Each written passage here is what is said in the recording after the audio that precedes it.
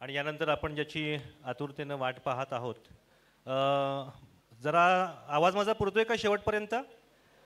माणसाला सोन्याबद्दल प्रचंड आकर्षण होतं पूर्वीपासून, आणि माणसानं परीस शोधायचा प्रयत्न केला होता. परीस किती जणांना माहिती आहे? जरा हात वरती करा.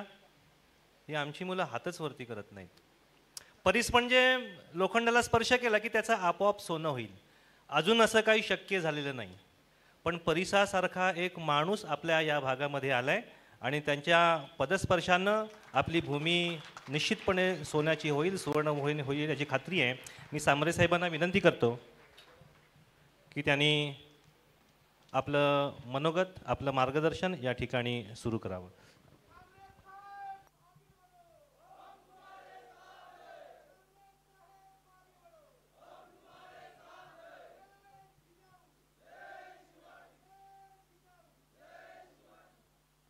आजच्या आपल्या या छोटेखानी बैठकीचं आयोजन प्रथमेश आणि त्याच्या सर्व टीमनी केलं. त्याचसोबत व्यासपीठावरील सर्वच मान्यवर, उपस्थित सर्व बंधू भगिनी व विद्यार्थी मित्रांनो, सर्वांना माझा नमस्कार. मला वाटतं एक 6-7 वर्षापूर्वी आपण इथे अभ्यासिका सुरू केली आणि त्यानंतर आज प्रथमच या कार्यक्रमाला मी येतोय. का खंडाळा गावामध्ये मध्ये एकदा व्हिजिट दिली होती, परंतु आज इथे आल्यानंतर प्रथमेश आणि त्याच्या सर्व टीमचं मी प्रथमतः अभिनंदन करतो की खूप चांगलं त्यांनी समाजामध्ये प्रबोधन करून सर्व समाज बांधवांना एकत्रितपणे आज एका व्यासपीठावर आणलं आहे. बंधू भगिनींनो, आपण कोकणामध्ये आपण बघितलेलं आहे की कोकणामध्ये खूप नेते आहेत किंवा कोकणचा नेता म्हणून प्रत्येकजण धडपड करत असतो, काही काम करतो नाही करतो हे काय आपल्याला माहिती नाही. परंतु आजच्या आपल्या विद्यार्थी आणि युवकांना एक विनंती करतो, युवतींना विनंती करतो का आपण कोकणचा नेता होण्यापेक्षा कोकणचा बेटा होऊया आणि या कोकणच्या विकासासाठी आपण प्रत्येकजण शपथ घेऊया का हा एक कोकण आपलं आहे. या 5 जिल्ह्याची परिस्थिती थोडक्यात मी आपल्याला सांगतोय. आज आपल्याला माझ्या घरामध्ये जेवण बनवणारी जी ताई आहे ती आहे सिंधुदुर्गातली. खाली लिफ्टच्या खाली उतरलो तर आमच्या सोसायटीमध्ये वॉचमॅन आहे, तो शहापूरमधला, ठाणे जिल्ह्यातील. ऑफिसला गेलो तर ऑफिसच्या खाली 2 लेडीज असतात, दोन्ही लेडीज आहेत त्या आपल्या रत्नागिरीतल्या. वरती गेलो तर आपल्या ऑफिसमध्ये काम करणारी बाई जी आहे ती आहे रायगडची. आणि जिथे बिल्डिंगमध्ये काम करायला जाल, ठाणा मुंबई कुठेही जायला बघायला जाल तर तिथे असतो पालघरचा आदिवासी माणूस. हे सर्व चित्र आपल्याला बदलायचं आणि बदलण्याची ताकद विद्यार्थी मित्रांनो तुमच्याकडे आहे, पालकवर्गांनो तुमच्यामध्ये आहे. आणि जिथे तुम्हाला गरज वाटेल तिथे तुमच्याबरोबर जिजाऊ आजपासून आहे, नव्हे तर गेल्या 15 वर्षापासून आहे. परंतु तुम्ही हात मांडायला शिका. आपण कधी गाडीचे मालक होणार, आपण कधी बिल्डर होणार, आपण कधी उद्योगधंदे चालवणारे, आता मगाशी सांगितलं MIDC उद्योगधंद्याचे मालक होणार. आपणही सर्व होऊ शकतो, परंतु आपण एकत्रित राहिलो पाहिजे. चांगल्या विचाराने, चांगला अभ्यास करून सातत्य ठेवून आपण राहिलो पाहिजे. आज अभ्यासिका कोकणमध्येही आपल्या 5 अभ्यासिका आहेत, पोलीस अकॅडमी आहेत. परंतु कालच तलाट्याच्या निवड झाली, त्यामध्ये आपली शहापूरच्या वाचनालयातील एक मुलगी इथे तलाठी म्हणून आली. आपण पोलीसमध्ये बघितलं, मागे मी खंडाळ्याला पोलीस अकॅडमीच्या उद्घाटना आलो होतो. 2 पोलीस आपल्या जिजाऊच्या अभ्यासिकेतनं पोलीस अकॅडमीतनं रत्नागिरीमध्ये आले. आपल्याला आपला स्थानिक माणूस प्रत्येक पदावर बसवला पाहिजे. मग तो प्रशासनाला बोलण्यापेक्षा, राजकारण्यांना बोलण्यापेक्षा आपल्याला आपला माणूस तयार करायचा आहे. आपले 5ही जिल्हे मी तर सतत मान्य करत असतो की ही 5 आपली बोटं आहेत आणि आपली वज्रमुठे ही आपल्याला एकत्रित करायचे. आपण मुंबईची चाकरी खूप केली, परंतु आता आपल्याला मुंबईचा मालक व्हायचं आहे. आपल्याला कोकणही केरळप्रमाणे समृद्ध करायचं आहे, त्यासाठी आपल्याला कटिबद्ध व्हायचं आहे. आज आपल्याला कुठल्याही गोष्टीची कमतरता नाही साहेब. मगाशी तुम्ही सांगितलं का 20-25 वर्षापूर्वी तुम्ही संस्था काढली तेव्हा अडचणी होत्या, आज तशा अडचणी नाहीत. आज आम्ही तरुण लोक अगदी ज्याप्रमाणे सन्मार्गाने, म्हणजे आज आता समाजकारण हा पोट भरण्याचा धंदा नाही आहे का कुठल्याही समाजाची संघटना ही पोट भरण्याचा धंदा नसून ती समाजाची प्रॉपर सेवा करण्याचे आहे. त्या उद्देशाने आपण आमच्यासारखे युवक काम करतात का आपल्याला आपल्या समाजाचं वाटतंय. मग तो कुणबी राहू दे, कोळी राहू दे, आगरी राहू दे, भंडारी राहू दे, जो कोकण किनारपट्टीमध्ये समाज बांधव आहे त्या सगळ्यांना एकत्रित करायचं आहे आणि त्यांचा विद्यार्थ्यांचा शैक्षणिक विकास करायचा आहे. आमच्या भगिनींना नुसत्या TV बघण्यापेक्षा त्यांच्या हाताला 2 हात काम द्यायचे आहे. त्यांनी आज सांगितलं मला तयारी आहे, तर पुढच्या आठवड्यामध्ये त्यांना ट्रेनिंग द्यायला इथे मी माणसं पाठवेन. अगदी अगरबत्तीपासनं, साबणपासनं ज्याप्रमाणे परप्रांतीय बांधव गाडी लावतोय, उदाहरणं आहेत तायांनो. हजारो महिलांना आम्ही रोजगार दिले, आपल्या जिजाऊने रोजगार दिलेले. का अगदी तुम्ही भिवंडीवरनं नाशिक रोडला जाल तर कुठेतरी फळं विकणारी आपली ताई असेल, कुठेतरी वडापाव काढणारी आपली ताई असेल, तिच्या मदतीला दादा गोडाऊनमधून काम करून मदत करत असतो.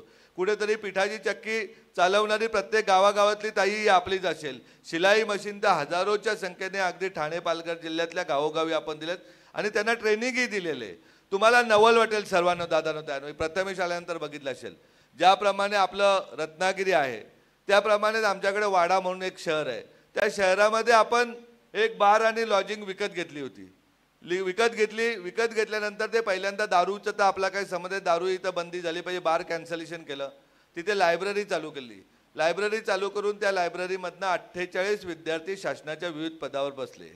त्याचबरोबर तिथे 10वी 12वी नापास झालेल्या विद्यार्थ्यांना, पास झालेल्या विद्यार्थ्यांसाठी आपण ITI सुरू केला. का अगदी शिवण क्लासपासनं, नर्सिंगपासनं, वेल्डिंगपासनं, इलेक्ट्रिशियनपासून सगळे क्लासेस, कॉम्प्युटरपासून सेवा केले. त्याच्यातनं दरवर्षी हजारो विद्यार्थी पुढे बाहेर पडतात.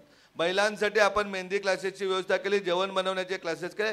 का जिथे पुरुष कमी पडतोय, आज पाहतोय महागाई प्रचंड वाढते, प्रचंड गगनाला हात लागले, बेकारी वाढते. अशा वेळेस कोणाही कुठल्याही सरकारला वाटत नाही का आपल्याला आपल्याकडे 2 पैसे आले पाहिजेत आणि आपण आनंदाने जगलो पाहिजे. प्रत्येकाला हेच वाटतं, प्रत्येक लोकप्रतिनिधीला तेच वाटतं का हा माणूस लाचार राहिला पाहिजे, गरीब राहिला पाहिजे, ऐन निवडणुकीला माझ्या 100 रुपयाच्या का 200 रुपयाला गाव विकत घेतला पाहिजे असं प्रत्येकाला त्यांना वाटतंय. आपल्याला ही परिस्थिती बदलण्यासाठी सरकार करेल तेव्हा करेल, पण तुम्ही आम्ही ठरवलं पाहिजे आपल्याला ही परिस्थिती बदलायची. आपल्याला प्रत्येक माणूस हा 100 कोटीचा धनी होईल मला माहिती नाही, परंतु 1 कोटीचा मालक झाला पाहिजे. त्यासाठी आपल्याला एकत्र व्हायचं आहे. या कोकणच्या आपण पाहतोय प्रकल्प येणार असला का आमचे राजकारणी मंडळी, अधिकारी मंडळी हजारो कोटी रुपयाच्या जमिनी, त्या हजारो एकर जमिनी विकत घेतात. आपण शपथ घेऊया का माझ्या कुठल्याही कोकणी माणसाला एकर जाऊ दे, 1 स्क्वेअर फूट ही जागा विकायला नाही लागली पाहिजे आणि त्यांनी विकता कामा नये. का आपण विकायच्या जमिनी ज्या वडिलोपार्जित आलेल्या आहेत त्या जागा आहेत, त्या जागा आपल्याला दुसऱ्या पिढ्यांना शिल्लक ठेवायला नको का? कशासाठी तुम्हाला जमीन विकायला लागते? आरोग्यासाठी. आरोग्यासाठी तुमच्याबरोबर जिजाऊ आहेत. तुम्ही जिथे सांगाल तिथला रुग्ण नेऊन त्याला 100% बरं करण्याचं काम जिजाऊ करेल. तुम्ही शिक्षणासाठी, मगाशी मला खरोखर वाईट वाटलं विद्यार्थ्यांनो, डॉक्टर बनायचे ते 4 पोरं बोटं वरती करतात, आदिवासी बनायचे 2 पोरं बोटं वरती करतात. अरे स्वप्न बळाशी बाळगाना. रायगड काय छत्रपती शिवाजी महाराजांनी तिकडनं पुण्यावरून लोक नव्हती आणली, आपल्याच लोकांनी रायगड बांधलेला आहे. आपण बघतोय सिंधुदुर्ग किल्ला काय तिकडनं पैसे लोक नव्हते आणले, औरंगाबादवरनं का नागपूरवरनं लोक नव्हते आले, आपल्याच कोकणी माणसांनी बांधलेलं आहे. जो जो स्वातंत्र्य लढा झाला, छत्रपती शिवाजी महाराजांचं राज्य झालं, प्रत्येक ठिकाणी बघायला गेलं तर कोकणी माणूसच हुतात्मा झाले, तोच स्वातंत्र्य सैनिक होता आणि त्याचे वारस आपण आहोत. आपण ठरवलं तर काय नाही होऊ शकत. मी सांगतोय आयोजकांना, आपण जेवढे विद्यार्थी द्याल 8वी नंतर तेवढ्या विद्यार्थ्यांनी पाहिलेली स्वप्न मी 100% पूर्ण करेन. अगदी ज्याला डॉक्टर बनायचं त्याला डॉक्टर बनवूनच या गावामध्ये पाठवेन, म्हणजे आपल्या मानवांची लूट होणार नाही. ज्याला IITला जायचंय त्याला IITला पाठवण्याचं काम माझं करेन, 1ही रुपया न घेता. अगदी सांगतो इयत्ता 9वी पासून आपण JEE नीटचे क्लासेस सुरू केले, कारण गरिबांची मुलं शिकली पाहिजेत. गरिबांचा मुलगा मुलगी जेव्हा डॉक्टर होईल तेव्हाच लूट कमी होईल. नाहीतर आज आपण पाहतो प्रत्येक ठिकाणी आरोग्य व्यवस्थेची काय अनावस्था आहे. अगदी नॉर्मल डिलिव्हरी होत असताना पण सिझरिंग केलं जाते, लाख रुपये बिल आपल्या शेतकरी बांधवांना, मजूर बांधवांना भरावं लागतं. त्या पैशासाठी आमच्या ताईचं सोनं विकायला लागतं. यापेक्षा दुर्भाग्य या देशामध्ये दुसरं कुठलंही नाही. आपल्याला आपले पोरं ITI जे करतात त्यांची बुद्धी आहे ते ITI करू दे, परंतु ज्यांच्यात बुद्धिमत्ता आहे त्यांना आपल्याला IITला पाठवायचं का जेणेकरून ते IIT IIM केल्यानंतर करोडो रुपयाची पॅकेज घेतील आणि त्यांचा पैसा या कोकणाला लागल्यानंतर कोकणी केरळसारखं समृद्ध होईल. आपल्याला प्रशासनामध्ये अत्यंत लाज वाटते का मी कोकणी माणूस हे सांगायला. आज रत्नागिरी पोलीसमध्ये बघायला गेले तर 10% आपले पोलीस नाही, शिक्षक बघायला गेले तर 10-20% आपले नाही, ज्या ग्रामसेवक बघायला गेले 10-20% आपण नाही. मी गेल्या 3-4 वर्षापासून सांगतोय का जेव्हा तुम्ही तयारी सांगा प्रत्येक गावामध्ये किंवा तालुक्यामध्ये एक 200 विद्यार्थी द्या, त्या विद्यार्थ्यांना घडवण्यासाठी मी तयार आहे. परंतु ते विद्यार्थीही आपण देत नाही. आपण आपल्याला साधं सोपं जाऊन तिकडे मुंबईमध्ये कुठेतरी कुठल्या तरी नेत्याच्या घरी काम करायचं किंवा हॉटेलमध्ये जाऊन वेटरचं काम करायचं. आपणही स्वप्न बघा ना, आपली हॉटेलच झाली पाहिजे. एकट्या मनोहर जोशीची हॉटेल होऊन ना कोकण समृद्ध नाही होणार. आपणही हॉटेलचे मालक झालो पाहिजे, या दृष्टीने आपण प्रयत्न केले पाहिजेत. तुम्ही ज्या वेळेस सांगाल का मला सांगा या तालुक्यामध्ये आमचे 200 विद्यार्थी आहेत, त्यांना वर्षभरामध्ये नोकऱ्या लागल्या पाहिजेत. मी 200च्या 200 नाही सांगत, पण तुम्हाला 150 विद्यार्थ्यांना गट क आणि ड ची नोकरी देईन एवढा तुम्हाला मी शब्द देतो. तुम्ही जेवढे विद्यार्थी इयत्ता 8वी नंतर पाठवाल ते विद्यार्थी घडतील, ते घडवण्याची जबाबदारी माझी असेल. एकही विद्यार्थी किंवा विद्यार्थिनी तुमच्या घरापेक्षाही जास्त सुरक्षित होऊन सुसंस्कृत होतील हा शब्द तुम्हाला मी देतो. आपण कॅन्सर सारख्या भयंकर आजारापासून कुठल्याही छोट्या मोठ्या आजारासाठी आपण ज्या ज्या वेळेस आवाज द्याल त्या त्या वेळेस तुमच्याबरोबर एक बांधव म्हणून तुमच्याबरोबर मी नक्कीच असेल. आज आपण पाहतोय, मला वाटतं ना का कोकणातील काय आपण जेव्हा तेव्हा प्रत्येक वेळेस मारणारही आपण आणि मरणारही आपण, हे चित्र तुम्हा आम्हाला बदलायचं आहे. तायांनो, दादांनो, विद्यार्थ्यांनो, आपल्याला कोकणच्या 5 जिल्ह्यातले 5 मंत्री हे गरीबातले शेतकऱ्याचे, शेतमजुराचे, आगरी, कोळी, भंडारी या कुणबी या समाजातीलच गेले पाहिजेत. ज्याला समाजाचे चटके लागले असतील, गरिबीचे चटके लागले असतील तेच विद्यार्थी आपल्याला महाराष्ट्राच्या विधिमंडळात मंत्री म्हणून दिसले पाहिजेत. त्यासाठी आपल्याला एकत्रित व्हायचं आहे. जे उद्या एसी मधूनच जन्माला आले, सोन्याचा चमचा घेऊन ज्यांनी दूध पिलेलं आहे, त्यांना काय आपल्या गरिबीची जाण कळणार आहे? त्यांना काय कळणार आहे का 10 रुपयाच्या वह्यांसाठी विद्यार्थ्याचं उद्या शिक्षण थांबलेलं आहे? आज आपण रत्नागिरीचं बघायला गेलो तर अनेक शाळांमध्ये शिक्षक नाहीत. प्राथमिक शाळांची प्रचंड दुरावस्था आहे. कसला विकास आपला, कुठून विकास आपला होणार आहे? MIDC आणल्यानंतर MIDC येण्याच्या अगोदर जमिनी आपल्या एजंट आपलेच असतात, ते मातीमोल भावाने जमिनी घेतात आणि जो जमिनी घेतलेला असतो त्याला करोडो रुपये मिळतात. तो आपल्याला काय मिळतं? आपण हजाराने जमिनी विकलेल्या असतात. त्यासाठी MIDC आणणारे अधिकारी आपल्याला घडवायचे आहेत. MIDCचा महाव्यवस्था MDच जर आपल्या भूमीतला राहिला तर तो सांगेल, भूमिपुत्रांनो जमिनी विकू नका, तुमच्याकडे इंडस्ट्री येते, या या योजना आहेत. मी मगाशी सकाळी सांगितलं आपल्याकडच्या लोकांना का कोका कोला नावाची कंपनी आमच्या वाडा तालुक्यामध्ये पालघर जिल्ह्यात आली होती. 1030 कोटी रुपये त्यांनी सबसिडी घेतली होती, मोफत त्याला पाणी सरकारने दिलं होतं. 40 पैशामध्ये कोका कोलाची बॉटल होत होती 1.5 लिटरची तयार, आणि तो 40 रुपयाला आपल्याला विकत होता. का आपल्यातले उद्योगपती नाही होऊ शकत? आपण का नाही करू शकत? आपण 40 रुपयाची बाटली आपण 20 रुपयाला विकली असती तरी आपणही मोठे होऊ शकतो ना, त्याच्यापेक्षा चांगली क्वालिटी दिली असती. कारण काम करणारे हात तर आपलेच होते, या कोकणातीलच लोक कर्मचारी होते. आपल्याला आपल्या कंपन्यांचे मालक आपल्याला बनवायचे. मुंबईच्या बाजूला असणारे 5ही जिल्हे समृद्ध महाराष्ट्र सांगतात. आज आपण बघितलं समृद्धी रोड गेल्या 3 ते 4 वर्षामध्ये झाला. हा आपला रस्ता गेले 15 वर्ष होत नाही. प्रत्येक वेळेस गप्पा मारतात, प्रत्येक वेळेस निवडणुका आल्या का आश्वासनं देतात. हजारो लोक आपल्या या गोवा हायवेवरती मरण पावलेले आहेत, परंतु त्याला वारीस कोणत नाही, कारण आपल्याला किंमतच नाही. आपल्याला किंमत नाही. ती परवाच्या एका कार्यक्रमात मुंबईत प्रथमेश आणि सगळ्या टीमनी बघितले. आपल्याला आपली किंमत ठेवायची असेल तर दादांनो तायांनो, जसे आपले आजोबा पंजोबा स्वाभिमानाने जगत होते त्याप्रमाणे आपल्याला स्वाभिमानाने जगावं लागेल. आणि आपल्याला स्वाभिमान आपल्या अंगी बाळगण्यासाठी आपल्याला शिक्षण घ्यावं लागेल. आणि आपल्याला गुणवत्तेचं शिक्षण देण्यासाठी ज्या ज्या विभागामध्ये तुम्ही तालुका वाईज मला 2.5 एकर जागा द्याल त्या त्या तालुक्यामध्ये मी कोकणच्या CBSE स्कूल चांगली तयार करेन. ज्याप्रमाणे झडपोलीला शाळा आहे त्याप्रमाणे तयार करेन. आणि तिथे गरिबांची मुलं शिकतील का अगदी 1000 रुपये महिन्याला देऊन किंवा 500 रुपये महिन्याला देऊन ती पोरं शिकतील. आणि त्या शाळेमध्ये ज्याला आईवडील नाही, ज्याला वडील नाही, ती पोरं ती कुठल्याही जातीचे राहू दे, ती निःशुल्क शिक्षण घेतील. आणि ती जशी शिक्षण व्यवस्था झडपोलीला आहे किंवा बाकी 8 शाळा नाही तशीच शिक्षण व्यवस्था आपल्याला कोकणच्या प्रत्येक तालुक्यामध्ये निर्माण करायची. तिथे प्रत्येक ठिकाणी लायब्ररी असेल, प्रत्येक शाळेमध्ये पोलीस अकॅडमी असेल, सैन्य भरती असेल, गट क आणि ड च्या प्रशिक्षणाची व्यवस्था असेल. त्यासाठी कुठल्याही कुठूनही भांडवलदाराकडून लाच घेतली जाणार नाही, की कुठल्याही माणसाकडून भीक मागून आपली संस्था उभी नाही आहे. तर आपल्या कष्टाने आलेल्या पैशातून, ज्या कष्टाने आलेल्या पैशाची ताकद इतकी असते का मगाशी सांगितलं मुंबई महापालिकेची भरती निघाली होती, 800 लोकांची भरती होती, 800 विद्यार्थ्यांची फायर ब्रिगेडमध्ये. अगदी अभिमानाने सांगतोय. पोरं होती आपले 150 पावणे 200 पोरं असतील तिथे. मी उद्घाटनाला गेलो, मी सांगितलं का यातली 100 पोरं तरी नोकरीला लागली पाहिजेत. तिथल्या शिक्षकांनी सांगितलं नाही हो साहेब, असं कसं शक्य होईल, यातनं आपली 10-15 पोरं नोकरी लागतील. म्हटलं तुम्ही मन लावून शिक्षण द्या. अगदी अभिमानाने सांगतो 109 विद्यार्थी मुंबई अग्निशामक दलामध्ये नोकरीला लागले. 40,000 रुपये त्यांना पगार आहे. सुरुवात ज्यांची 40,000 रुपये ते पुढे ना पुढेच जातील. आज शेकडो 650हून जास्त विद्यार्थी आपले पोलीस दलामध्ये आहेत. सैन्याच्या प्रत्येक दलामध्ये आपले विद्यार्थी आहेत. अगदी आई वडील नसलेला पोरगाही आपल्याकडून UPSC होऊन आज पश्चिम बंगालमध्ये IPS ऑफिसर आहे. आपल्याकडे कचऱ्याच्या ढिगावर कचरा उचलणारी मुलगी, जी मुलुंडच्या कचरा ढिगावर जे ठाण्याला आले असतील त्यांनी बघितलं असेल, ती मुलगीला हॉटेल मॅनेजमेंट करून आज रत्नागिरीतल्या 5 स्टार हॉटेलमध्ये ती नोकरी करते. ही ताकद आपल्या जिजाऊमध्ये. जिथे टाकू पेरू, ज्या कष्टाच्या पैशामध्ये ही ताकद आहे, जे पेरू ते उगवलं जाईल.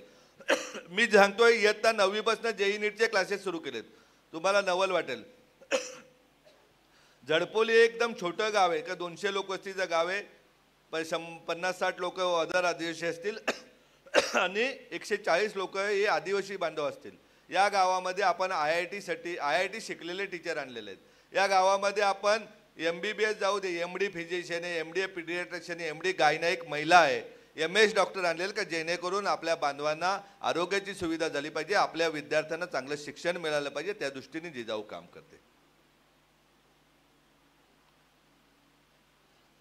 आज आपण पाहतोय की या भागामध्ये जिंदाल प्रकल्प आलाय. त्याचा CSR फंड कुठे जात असेल परमेश्वराला माहिती. कुठेतरी एखाद्या शाळेला डिजिटल बोर्ड देऊन ते मोकळे होत असतील.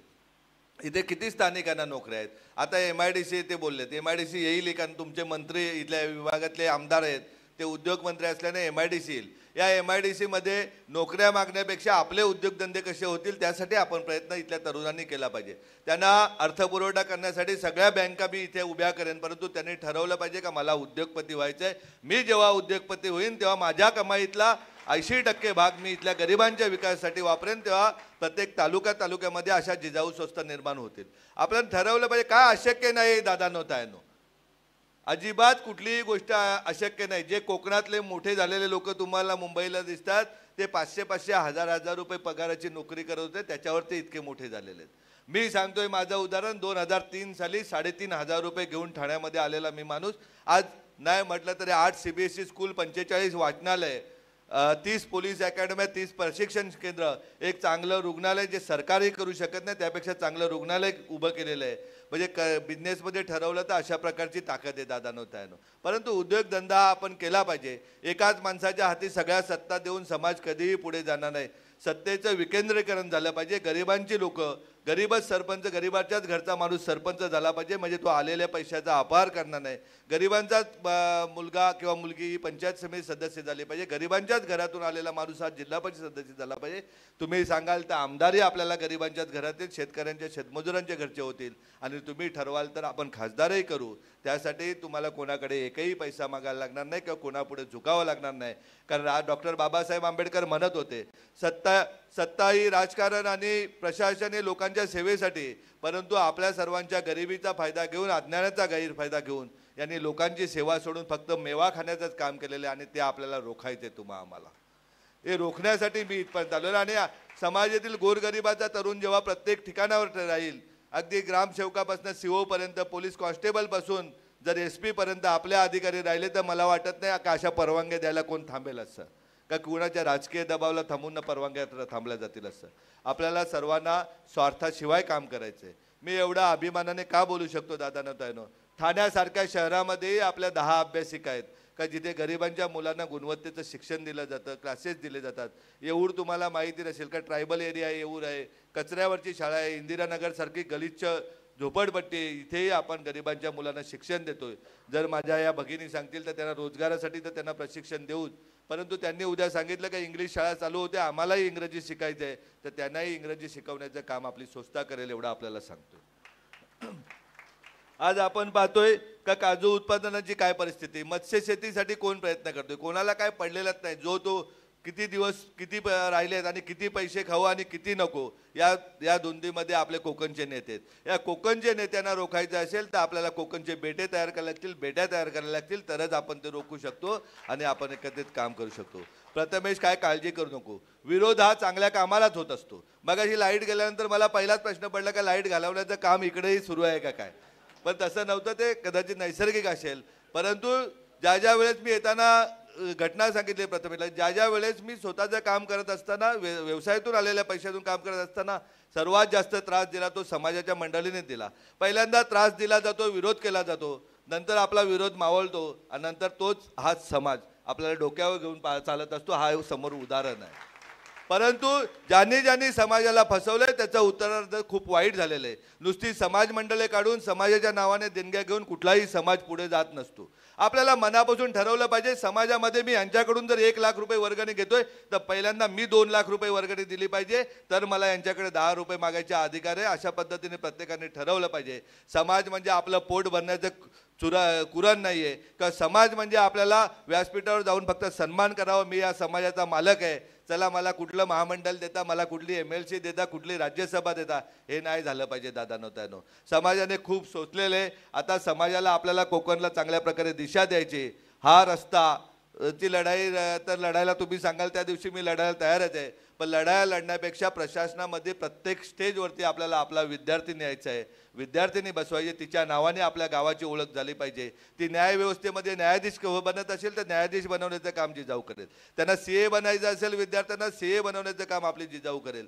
त्यांना उद्याला IIT होऊन IIM करून त्यांना आणखीन अमेरिकेला शिक्षणाला जायचं असेल तर अमेरिकेलाही शिक्षणाला पाठवण्याची जबाबदारी जिजाऊची असेल. ज्यांना MBBS करून पुढे MD MS व्हायचे त्यांच्याही पूर्ण शिक्षणाची जबाबदारी जिजाऊची असेल. परंतु आपल्याला आपला विद्यार्थी शिकला पाहिजे. तो शिकल्याशिवाय आपला विकास कोणच रोखू शकणार नाही, करू शकणार नाही. मी सांगतोय, डॉक्टर बाबासाहेब आंबेडकर म्हणत होते का शिक्षण हे वाघिणीचं दूध आहे, परंतु हे वाघिणीचं दूध फक्त श्रीमंतांच्या, अधिकाऱ्यांच्या आणि राजकारण्यांच्या मुलांनीच पिलं. तेच मुंबईला किंवा बाहेर जाऊन फॉरेनला जाऊन शिकले. आपली मुलं आहेत ती राहिले, आपलं आलेलं दूध आहे ते आपण हॉटेलला विकायचं काम केलं, त्याच्यामुळे त्या मुलांकडे ते पोहोचलं नाही. परंतु आज उशिरा का नाही, आपण सर्वजण एकत्र झालोय. आपण जर मला येत्या 8-15 दिवसात किंवा महिन्यामध्ये जरी जागा उपलब्ध केली तरी एप्रिल महिन्यापर्यंत आपण एक छोटीशी शाळा का नाही सुरू करू, जिथे गरिबांची मुलं शिकतील, जातीपाती पलीकडे शिकतील. आणि जी शिक्षण व्यवस्था मुंबईमध्ये आहे त्याच्यापेक्षा चांगली क्वालिटी मी इथे देईन, एवढं तुम्हाला नक्कीच सांगतोय. आपण सर्वांना निमंत्रित करतो, आपण या झडपोलीला एकदा बघा.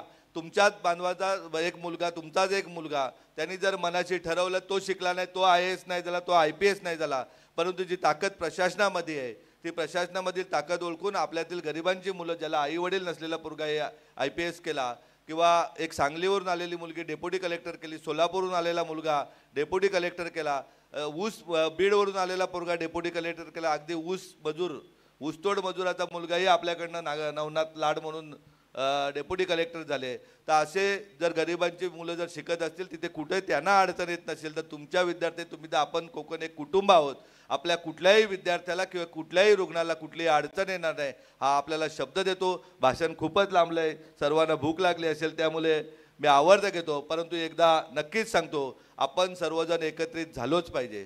तुमची इच्छा असेल, तुम्हाला जर पुढे जिल्हा परिषदा, पंचायत समिती, आमदारक्या लढवायचे असतील तर आता तुम्ही खासदारकीची तयारी करा. दोन्ही रायगड आणि सिंधुदुर्गाची, रत्नागिरीची तुम्ही तयारी करा.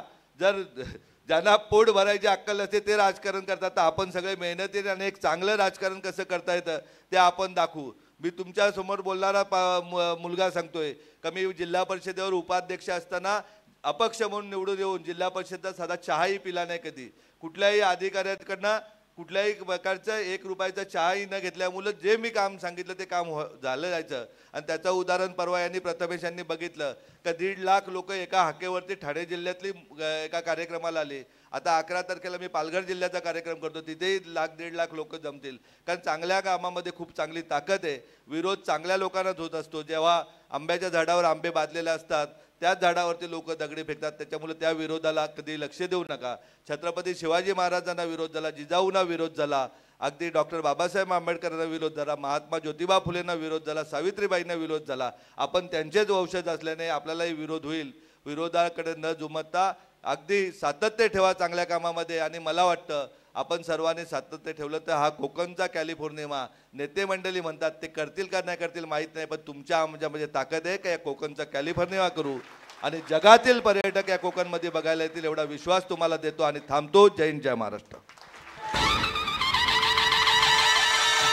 धन्यवाद सामरे साहेब. मनात जर आपण आणलं तर सगळ्या गोष्टी होतील. आर्थिक परिस्थिती जर असेल तर सामरे साहेब आणि जिजाऊ आपल्या पाठीशी आहे. आपण सगळ्यांनी जिजाऊच्या कुटुंबाचा एक भाग झाला पाहिजे. अतिशय आश्वासक असं मनोगत सामरे साहेबांनी व्यक्त केलं आहे. आपण कुणीही जायचं नाही आहे इथनं, पाहुणे गेल्याशिवाय. अल्पोपहाराची व्यवस्था आहे. एक विनंती अशी आहे एक विनंती अशी आहे की आपण सगळ्या तरुणांनी ज्यांच्याकडे अँड्रॉइड मोबाईल आहे त्यांनी जिजाऊचं यूट्यूब चॅनेल आपण सर्च करायचं आहे, जिजाऊचं फेसबुक पेजला आपण भेट द्यायची आहे, जिजाऊचं सबस्क्राईब करायचं आहे, त्याच्यानंतर ते स्टेटसला ठेवायचं आहे, इंस्टाग्रामच्या स्टेटसला ठेवायचं आहे. दर दिवशी वेगवेगळे व्हिडिओज त्याच्यामध्ये अपलोड होत असतात की जे सक्सेसचे आहेत. जी मुलं तुमच्यासारखी मुलं पुढे जाऊन जिजाऊच्या माध्यमातून जी सक्सेस झाली आहेत अशांच्या मुलाखती आणि नेमकं काय करता येईल असा सगळा भाग या तुम्हाला यूट्यूब चॅनेलवर फेसबुक चॅनेलवर आपल्याला बघायला मिळेल. तर त्याचाही आपण उपयोग करावा. आमचे या भागातले सचिन दुर्गवळी त्यांना सांबरे साहेबांचं सत्कार आणि स्वागत करायचं आहे, त्यांनी इथं यावं अशी मी विनंती करतो. एक मुद्दा आपण सगळ्यांनी लक्षात घेऊया. आता थांबायचं नाही आहे. आता जिजाऊचा हात पकडून जिजाऊच्या छत्रछायेखाली आपण आता सगळे साता समुद्र पार करायचे आहेत. केवळ शिक्षणातले नव्हेत, केवळ आरोग्यातले नव्हेत, तर सगळ्याच क्षेत्रामध्ये आता कोकणातल्या मुलांनी कोकणातल्या मुलामुलींनी ही सगळी क्षेत्र पादाक्रांत करायची आहेत. आभार प्रदर्शनाचा कार्यक्रम इथं होईल. सचिन दुर्गवळी सर. सामाजिक कार्यकर्ते आहेत. अगदी तळागाळातनं आलेला हा तरुण सामाजिक क्षेत्रामध्ये सातत्यानं अग्रेसर असतोय आणि त्यांना विशेष करून सांबरे साहेबांचं स्वागत आणि सन्मान करायचं आहे. सचिन दुर्गवळी सर सांबरे साहेबांचं स्वागत करतायत.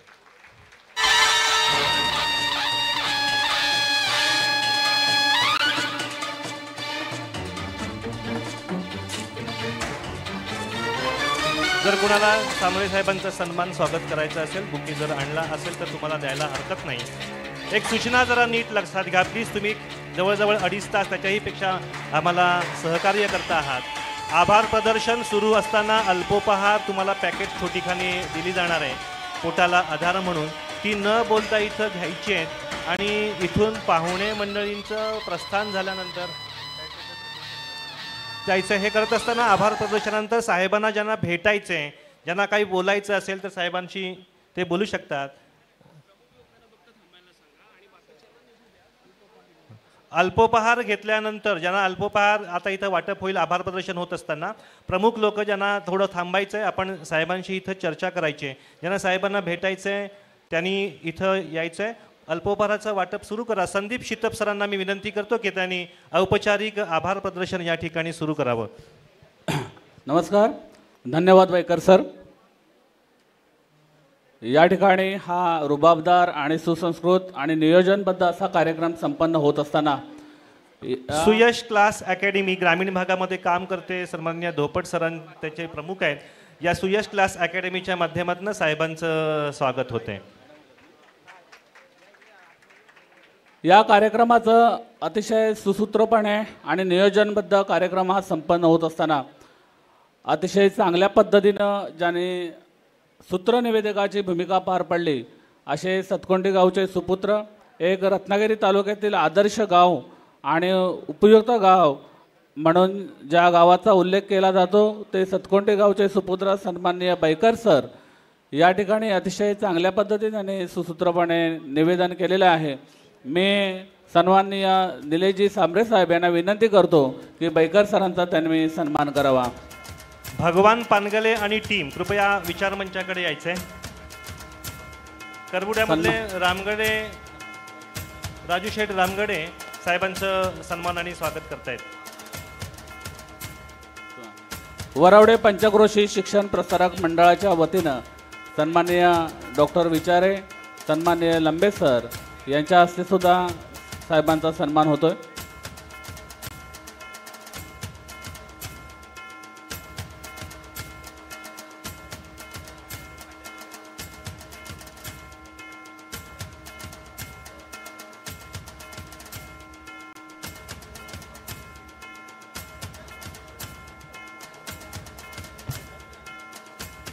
हॅलो.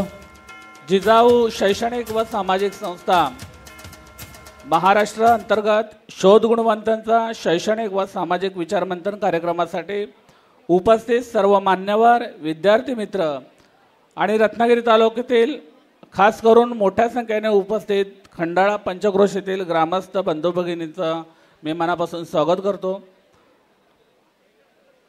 मी या भव्यदिव्य कार्यक्रमाचं शेवटचं पुष्प, आभार व समारोप या कार्यक्रमासाठी इथं उपस्थित आहे.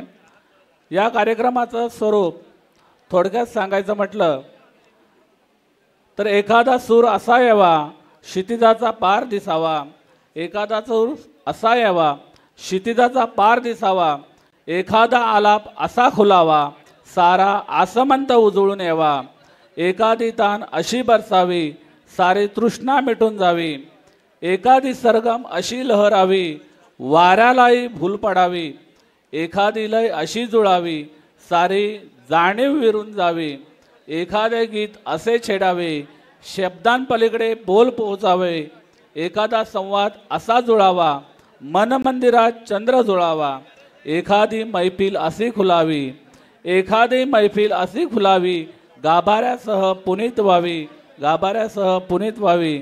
या अशा सुंदर अशा मैफिलीमध्ये या कार्यक्रमासाठी उपस्थित सर्व मान्यवर, खास या कार्यक्रमाचे प्रमुख सन्मान्य निलेशजी सांबरे साहेबांबद्दल काय बोलावं.